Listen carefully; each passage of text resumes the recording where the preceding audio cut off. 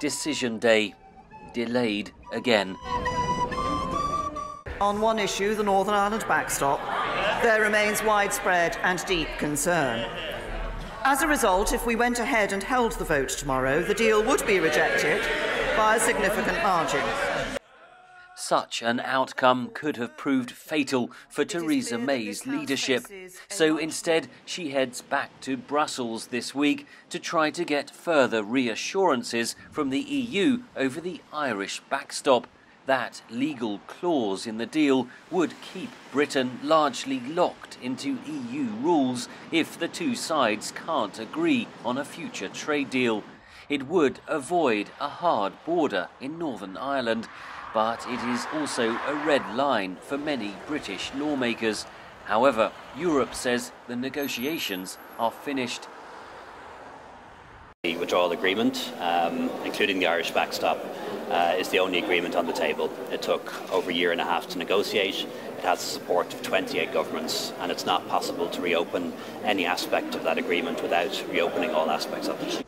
The British pound sterling fell to 20-month lows Monday. There's speculation that market pressure may force MPs to think again and back Theresa May's deal. Others aren't so sure. I think as that's been speculated about more and more, actually that's been priced into, for example, the price of sterling. The European Court of Justice appeared to offer one way out, ruling Monday that Britain could revoke its intention to leave the EU on its own without the permission of other EU members. So is Britain about to do a big Brexit U-turn? If there is this gridlock in Parliament and there's no other way out apart from a no deal, then there looks to be a majority in Parliament for a second referendum. But Theresa May has rejected calls for another referendum.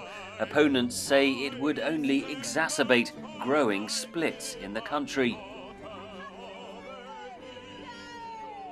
It doesn't look like there's really any way out of a society that's increasingly divided on these Remain Leave grounds. They've become a new form of political and social identity. Lawmakers opposed to the current deal say Theresa May must return from Brussels with changes to the Irish backstop or face defeat when the vote is held, at the latest by January 21st. That would raise the prospect of Britain crashing out with no deal and huge economic disruption. 2.5 years after the referendum, Britain's politicians appear no closer to deciding how the country should leave the European Union, and the British people appear more divided than ever. Henry Ridgwell for VOA News, London.